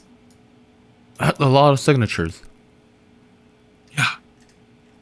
So this is where we're at with this. It's otter. Here's the thing. I don't like, do you honestly think SM will budge again? I really don't think so. I don't know anymore, to be honest. But I don't know we're off of precedent already, right? Like, if this was an old thing, SM would just wait this out, sweep it under the rug, and it is what it is, right? But in 2024, anything is possible. Okay, we have to consider what part of SM is involved in this, right? Because this is production team 5, which is the Wizard production team. Super Junior is a part of that. EXO is a part of that. Rise is a part of that. The folks who are running this party is a guy named Lee Sang-min and a guy named Kim Hyung-guk.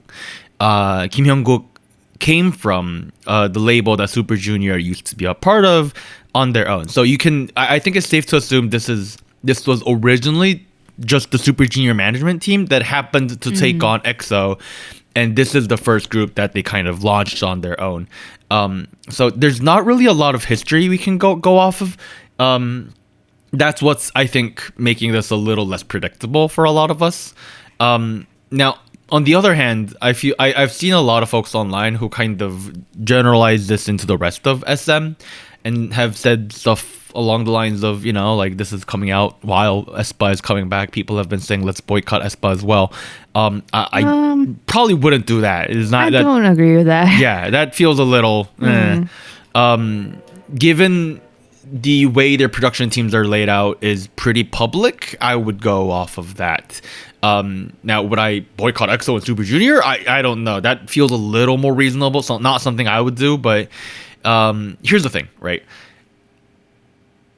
If they change their stance again, that's a terrible look. But okay. I mean, here's the other part of this. Let's talk about the people who support 6-member Rise, because that is they do have a thing. There is a Twitter account. There's an X account that has been organizing the trucks and then the funeral flowers in support of 6-member Rise. They had a remainder. They had a remainder fund of $8,900-ish, or more precisely, 8,900,000. So I guess 8,000,000. What's 8,000,000? Fucking million. What do you wait? No, are you talking about Korean money? Yes. It's 8 million won. Right, they had about 8 million won left in the amount of funds they wanted to use for demonstration before SM came out with the statement. They have now publicly said they're donating that money to an unnamed woman protection center, with like apparently they're buying down jackets for them. That's just, I'm not gonna lie, kind of nice. But you can kind of see that's also a number that we're going off of. You can kind of see where they're at. If SM shifts their stance again, that's also gonna be another. You know what I mean? SM has created this situation where they're not gonna please everybody, and I think it comes down to who do you want to please, and my understanding of the situation is that I don't think it's about them. I don't think it's about SM censoring or like I don't think it's about the controversy anymore. I think it's a little more than that. I think I alluded to this last week, but. I mean, here's the thing. For SM, they're lucky this is happening somewhat near the holidays because there's like a natural break anyway. Yeah. Which they're gonna need. Yeah. Right? Like they're gonna need that. I mean, I think intrinsically Rise is pretty done for the year, right? I don't see them doing anything too much because of what's going on. We're gonna have to see what happens with the next major comeback, right? Because like what's gonna happen? What if all these stores outside of Korea, particularly in Europe and America, say, well, F that, nothing's changed, we're not gonna sell your albums. What are they gonna do? Then SM's gonna tell them, well, you can't sell any SM albums then, right? That's the next step for SM. And what if those companies said, what if those companies say, bet, we're not going to? Then what do we do, right? Like, it just feels like the escalation of that. If there is a timeline where nothing happens going forward and the boycott continues, we have to acknowledge that as a viable timeline. SM in that timeline is probably considering the OT6 supporters a big enough fandom to keep this group alive, to keep this group marketable. Fact of the matter is there are people who support this group in this current form. And it's gonna. I think it's gonna come down to how strong they think the purchasing power is for OT7 supporters. Given I don't know the breakdown demographics of Rise fandoms, so I can't really say whether I have an opinion on that. But if SM maintains the OT6 structure, I guess not OT6, whatever, the 6-member structure, I would interpret that as a bit of a middle finger towards the West. I kind of agree.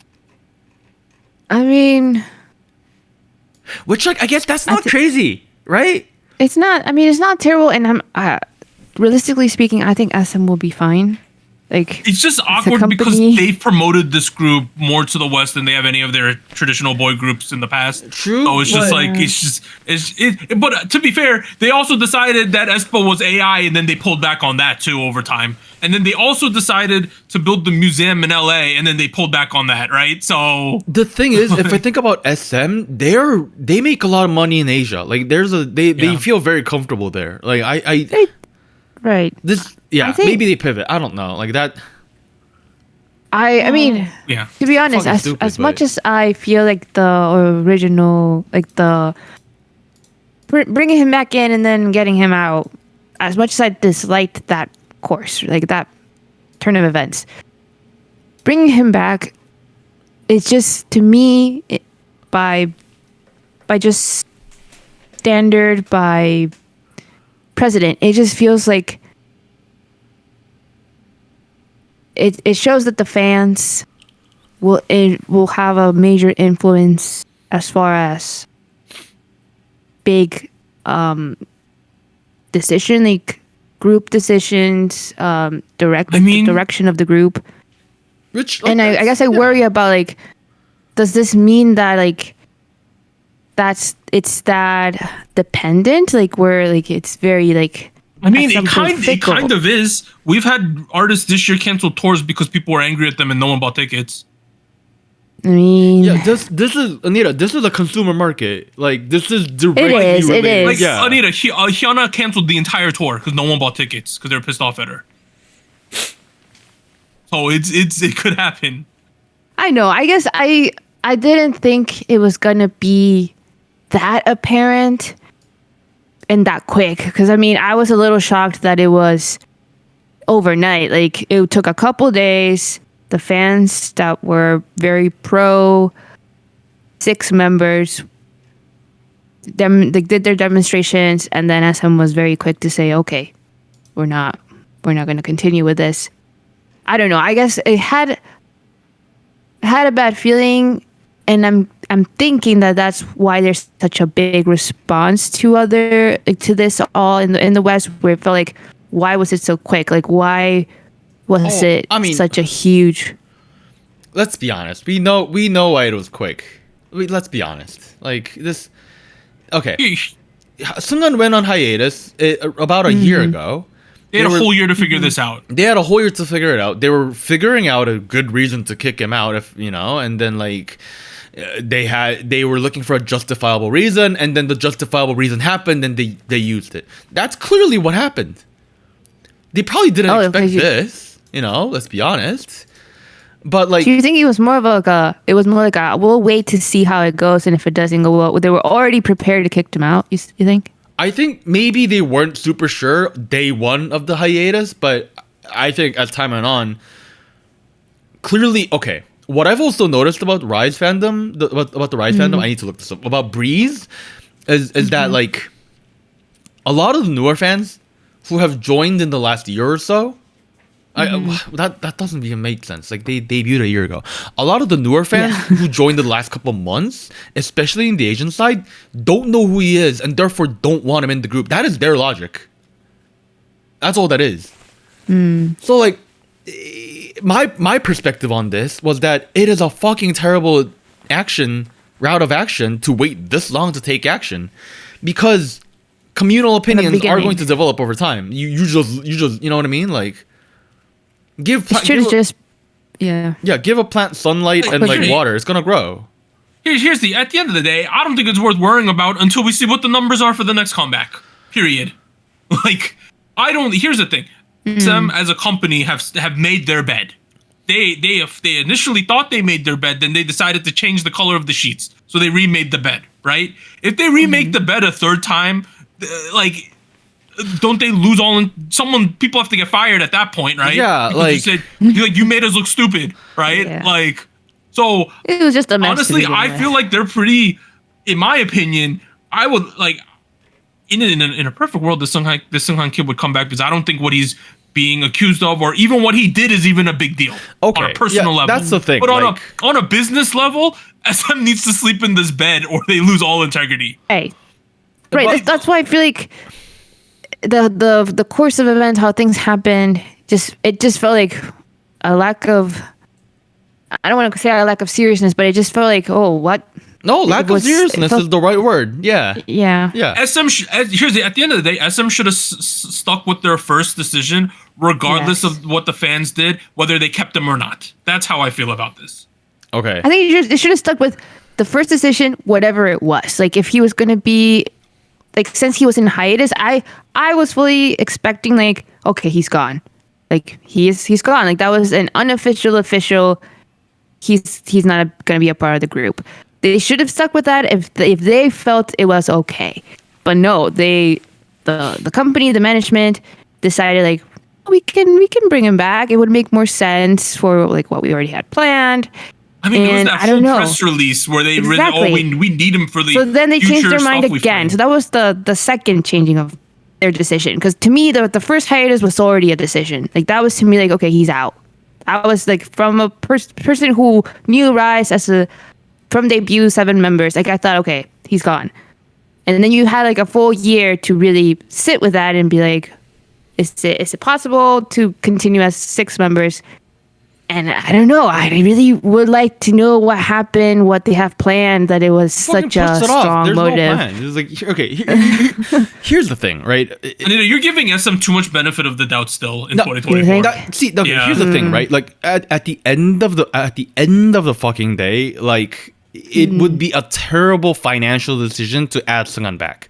From SM's perspective, fuck me. Like that is you know what I mean? You pissed right everyone now, in general.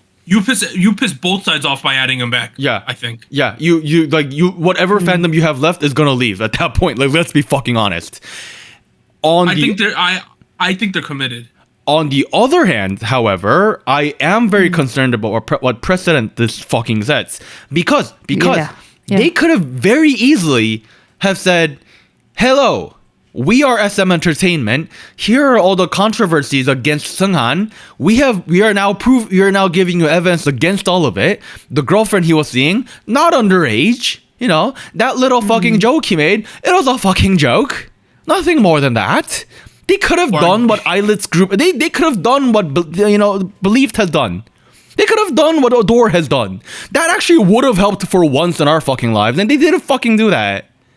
I've never heard Warren curse so much during an episode. Okay, Every other word. Lost my shit for a minute. He's cursed like 12 times today. I apologize. Excuse no, my but friend. this is a very frustrating situation. You're committed like SM is committed to this. This is my bed. I will sleep in that. SM has no integrity as a company anymore because the founder's nephew usurped the company from his uncle just to get kicked out 6 months later. It's complete bullshit. Yeah, that's a whole mess. They've lost all of the aura that they used to have as a company when that occurred, in my opinion.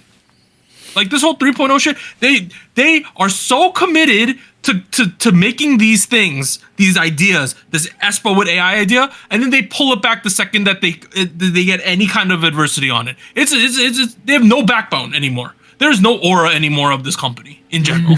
They lost There's no aura. Zero. Negative aura points. I like Whiplash though. Yeah, Whiplash is good. But as a company, I'm like, yeah, you got good employees working there, but the bones are shit of the company. They're rotten. Right, look, like I mentioned, my fingers are towards this Team 5 Wizard production folks. I understand, as far as we understand, SM, the way they operate, different production teams manage different groups on their own. I'm not exactly sure how the executive power works between these. Maybe there was a person outside of, maybe there was a senior leadership guy outside of these production teams that stepped in and said, "Hey, fuck Seunghan, get him out." You know what I mean? Maybe that happened. I don't know. Again? You get my point though. Speaking is hard. Have you ever thought about that? It's kind of easy not to curse. It's kind of easy.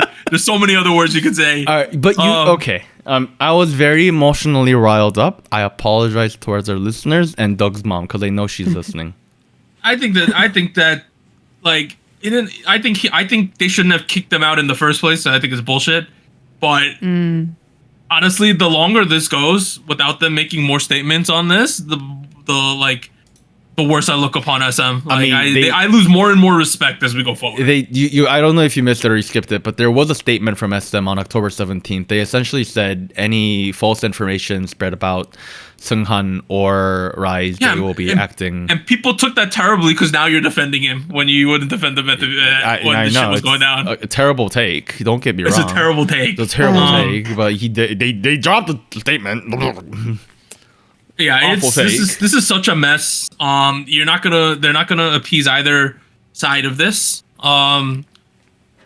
I don't really have an opinion on this. I'm not too invested. Like I have an opinion of what I think should happen, but I don't have what I would do or what I would like to do if I was in their shoes. But that's not what they're gonna do but I don't have any business knowledge or things like that, right? So I can't really say what they should do. At the end of the day, they've made a giant mess. We're gonna have to see how this plays out going into 2025. Shoutouts to Shotaro, Eunseok, Songchan, Wonbin, Sohee, and Wenton. What did they deserve for this? Yeah, I've seen there's been fan videos of them, and it's just like the vibe is weird. This is right awkward now. vibe. It's rough for everybody. And it looks like they definitely don't have enough security guards around them right now, considering how big of a topic there was like a lot of, I'm not going to call them Sasaeng fans, but there were a lot of like aggressive camera people they could recording them walking places and stuff right now because of the situation. Sounds like that kind of. And they also announced that they have terminated Teo, by the way. There's another thing. So he's formally out of the company. I saw it coming. Yeah. Let's go to the second thing. Oh, wait, so Hani went to Korean Parliament. She actually went. Oh, yeah. Also, the new CEO of Adore was there as well, right? Oh, Kim she was Jong. also there. Kim Jong, yeah. So let's go through some of the stuff that happened. So Hani gave some statements. One of the things she said, quote, "This is something that could happen to anyone. I attended the parliamentary audit because I believe that this should not happen to colleagues, seniors, juniors, or trainees." And she was talking, of course, about workplace bullying and harassment. So it is on the public record to the Korean Parliament that she is saying that I was bullied and harassed, and I wish that this would happen to no one else in the industry. So she straight up said it's happening. Additionally, she addressed the Adore CEO directly, stating, quote, "I'm sorry, but I don't think you did everything you could. You said you would protect us in the first place, but you didn't have the will to protect us or the ability to take action." Hani fam, what an amazing person. That's a pretty also, strong take, yeah. There's an iconic photo. Yeah. Look at this photo. Wow, who took that? Hey, yo. Yo. Hey, yo. Oh, that's a good photo, is it not? That's an angle. Oh. So that is a photo. Also, you know how Korean Congress is the politicians are weird? One of the dudes had New Jeans stickers on his laptop during this. Wow. That's not cringe at all. Why? And he stated, quote, "Bang Si-hyuk, the chairman of HYBE, who caused the controversy, is not here. I think we need to realize the seriousness of the situation within the company, not just huffing and puffing about it in the US." What? What is huffing and puffing about it in the US? Is he talking about how he's going to Nobu? Yeah, with Seon? Yeah. With the streamer? So Korean politicians, though, sometimes do ridiculous things. Sort of like American politicians, sometimes they lack decorum, is the word that everyone likes to use. I think all politicians. There is that. The only other news that came out was that there was a shareholders meeting that occurred, and Minnie Jin has been reappointed as the in-house director of Adore. Her new term is set to be 3 years, starting on November 2nd. But Warren told me we don't actually know what any of her responsibilities are. We just know that she's been reappointed as a director. If she has any. Yeah. Yeah, like she's got voting power like, in the shareholder meetings now. That's about it. Like we have to. If you go back a couple of reports, this is exactly the compromise Adore wanted to do with Min Hee-jin a couple weeks ago, and Min Hee-jin was like, "No, I want to be executive director, not just one of the in-house directors." Being an in-house director just literally means you're on the board. That's about it. Doesn't mean you have a specific set of responsibilities, unless you're also the creative producer, which Adore wanted to do with Min Hee-jin, and Min Hee-jin didn't like the deal she got. You got the idea, right? All we know is that she's lost her put option, her stock option. Yeah. So she loses a bunch of money, and she's also lost the protections of her job that she had in place. Yeah. I think I saw a lot of people online who saw the headline and thought that this was a win for Min Hee-jin. I would argue this is a win for Adore and HYBE. Yeah. Adore and HYBE, and you know they're still litigating all of this in the courts right now. Yeah. Because at the moment, she obviously wants to be fully restored. Right. At the moment, they get to keep her tied down and give her no job. Like that's essentially what they've done with this. Is this that term that they have in Japan where they kind of want to fire you, but they don't fire you, so they just kind of put you in the corner and make you sit there, right? And then they just kind of wait it out.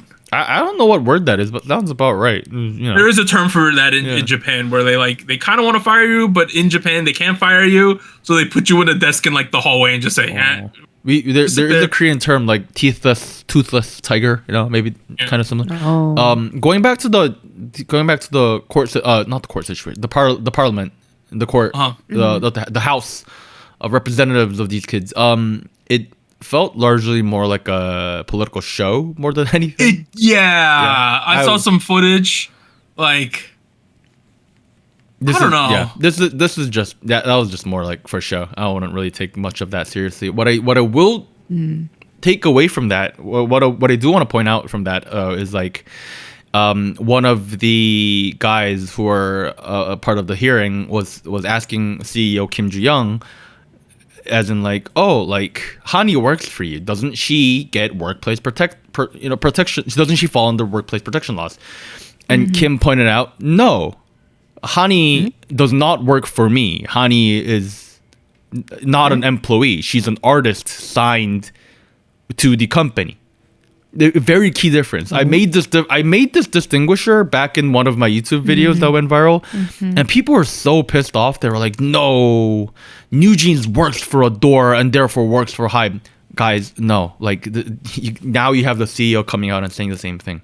This is that kind of? Well, I got a question on business sense for you. Yeah. Is that kind of like how in WWE the wrestlers are independent contractors, but the people working in the office are employees? Because they get different protections. I don't know. Why don't I don't? No, but I think that's comparable here, where she's an artist, so she doesn't follow under normal employee protections. I guess so. What I'm trying to say is, legally speaking, Adore works for New Jeans. Oh, that's what the you're other way saying. around. Okay. Yeah. Legally speaking, Adore is the management. Do you get what I'm saying? Wow. I crazy guess my to think question in about. that regard, though, and I don't know if it's available information, is I would hope that there are things in the contract then, right? Because that's basically their binding, lawful document of like them working together and Adore managing them. That protects them from certain things from them as employees or certain expectations, and I think that's what they were relying on for their ultimatum, right? Of like, there was an agreement, the contract, you're not complying with it, so that's why we need to discuss about it. I don't know. It's the wording of it sounds weird because it seems that there would be some, not necessarily employee protections, but something that would guarantee that, hey, you're not gonna do me wrong. That's for X, Y, and Z. That's the contract, right? But like, I guess I don't know. Anita wants to know the specifics. Contract, I think. Oh, right. But that's a whole different topic. You want to read it? If anyone I can get a copy for you. Anyone can get the copy of the standard document. That being said, I don't know nobody knows what exact contract they signed, but the right. But the standard contract that came out of TVXQ situation, that's public. Yeah. Yeah. At the end of the day, like the artist is the client. Lauren, make a prediction. What happens going forward? You gotta guess. If you had to made a FanDuel parlay, what's happening? I have to make bet. I have to bet money now. Yeah. How much money I'm betting? Mini Jin, is she gonna be restored? I don't think there is enough legal evidence for her to be reinstated as the lead producer or the executive director. That being said, I have no legal background. Will she try to leave the company after that happens? Yes. Okay. Do you think New Jeans are going to try to file a suit for contract termination? Because that's like this week, right? I think is when that's going to happen. No, Mini Jeans result will come out on the 26th of Korean time. So by this time next week, we will know what happened to Mini Jin. And then this is around the time where New Jeans, after their ultimatum, they gave them the time to respond, right? So this is also around the time where they might do something legal as well. Their ultimatum? I think. Yeah. That was like 3 weeks ago, dude. No, but they said we're giving them 2 weeks to correct the situation. You remember the 50-50 situation where they didn't give them enough time to do anything? Yeah, they did the stream on September 11th, and then they gave them 2 weeks. That was like a month ago. So what I'm saying is now we're past that point, so they might actually legally act. That's what I'm trying to say. Oh, I mean, all I'm saying is that the ultimatum was about a month ago, so I don't think that really means too much anymore. Well, no. What I'm trying to say is that the whole reason they gave them 2 weeks or whatever, so that once they file the contract termination, they can't say we didn't give them enough time to fix anything. So we're in the gray time now where they can follow. Past that. We're past that is what I'm trying to say. Yeah, we're well past that. Yeah. Okay. We agree on that. Yeah. We're well past New Jeans saying Adore needs to fix their shit. Like this is like, well, yeah. We might have a domino. Mini Jin doesn't get restored into New Jeans file contract termination the following day situation. When we talk about this next week, either everything's gonna happen or nothing's gonna happen. Just pointing that out there. Yeah. Yeah. Well, you guys are gonna have to figure that out. Okay. Stay tuned. Let's keep going. So here's the first thing. So Big Planet Made, that company that's kind of embroiled in the lawsuits with SM. Well, they're kind of shit talking each other, right? Things like that. But Big Planet Made, home to Taemin, Grogu BVZ, and a bunch of other people. They a manager was fired after borrowing money from 40 illegal lenders using the company staff contracts as collateral, the agency stated on Wednesday. What? 40? 40. Oh my god. What's going on? So if you guys aren't aware, the Korean entertainment industry is having a big blow up right now because of people being in debt and lending and things like that. Because a prominent comedian was borrowing money from a bunch of people and using it to pay off his gambling debts and stuff like that. So this is all kind of very relevant right now in Korea. Yeah. So some manager borrowed money from 40 different people using the company's contracts as collateral on these loans. Oh my god. That's so bad. That is terrible. I don't know what to say. That's actually bad. It's terrible. That's because all these people, who I'm gonna assume a lot of them were loan sharks who are very angry and want their money back. Oh my god! Are probably now going to Big Planet Made and saying, "Where's my money? Pay me back." I'm reading that manager A, the guy in question, turned over to these illegal lenders about 1,200 phone numbers, including people who work in the company, as well as Taemin and Lee and their managers. Oh my god! So yeah, there you go, man. This is don't know. What there's that. Another thing that happened. So the girls who left 50/50, they're gonna come back with a group called a Bloom. Okay. I don't know where the public is on this situation, whether they're pro original 50/50 or pro separatists is the word I'll use. Separatists. I don't know where the public in Korea stands on this, but they're gonna try.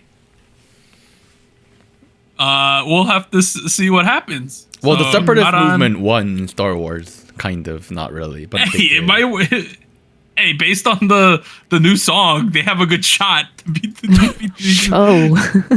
let's keep going. Next thing. So, Jin is coming back with this upcoming album, Happy. Wendy is going to feature on it. Oh, nice. That should be fun. I think a lot of people are excited for this Jin album. Also, G-Dragon has started teasing his album. It's happening. Yeah. It's happening. It's coming. It's actually happening. Next week, October 25th. In like 4 days, it's happening. Oh, next week is such a big episode. J-Hope was discharged from the military on the 16th. Let's go. Welcome back. BTS member out of the military. Next thing we got. Okay, so Jessie, right? Have you heard of this situation? So DoD Entertainment have decided to terminate their contract with Jessie after mutual agreement. She signed with them 1 month ago. Yeah, it wasn't that long ago. Here's the situation with Jessie. A fan approached her asking for, I think, a picture or an autograph or something like that, right? And I think they asked multiple times. People in Jessie's entourage, and I believe this person was either underaged or like really near the cutoff for being underage, right? So like 18, 19, or 20, 21, right? Young. People in Jessie's entourage then beat up this person. Oh my god, what? What the heck? Why would you do this? Jessie's side claims that she didn't know the people who beat him up, right? They were just like friends of friends or something. But then people triangulated to the fact that she definitely knows one of the people who beat him up, who fled the country, and this guy has gang ties.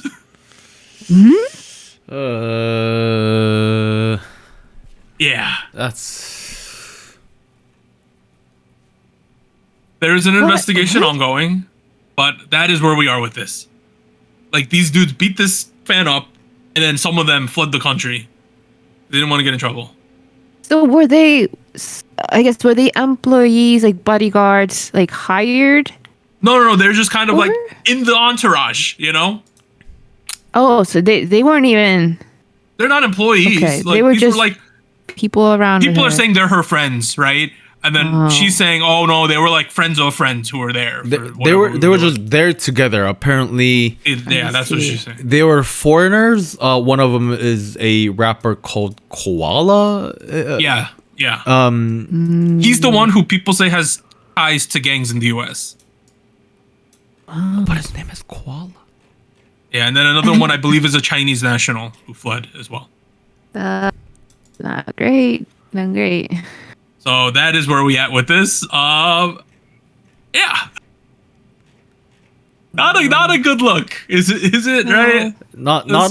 Lots of unfortunate moments for Jessie in the last couple of months. This is not a good look for her. We have a 50-50 tour. They released one new song they're touring somehow. So that's happening in the US. They're gonna tour in the US. We'll see if we could get the Cupid residuals going.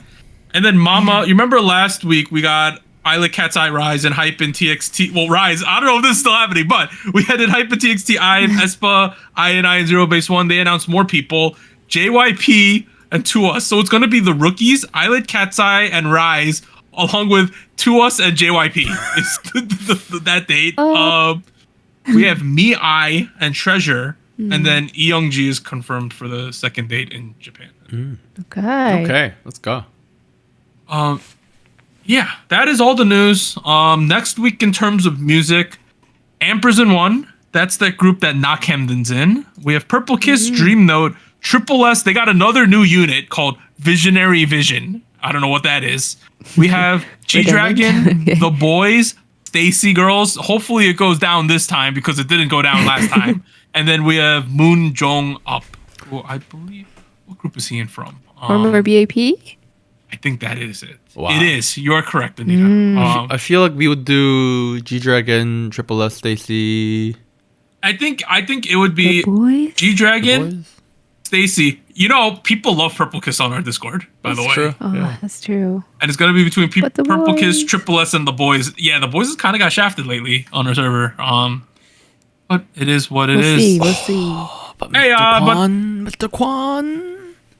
This G-Dragon comeback is going to be one of the biggest comebacks in a while because, like, goddamn, guy's been gone for a long time. But hope it's quality.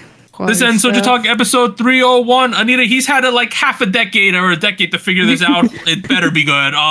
We'll see you guys then, everyone. Bye. Bye-bye. Bye. Bye. Here's an extra special shout out to all of our Fiesta Patreons on patreon.com. Bagel, Charles, Cotton Ball, Ellie, Gogu Mama, Honey Pools, Liam's Games and Toys, NJ Parks, South Texas Once, Siu Sumi. And thank you for joining SojuTalk, your weekly shot of K-pop. Thank you, really.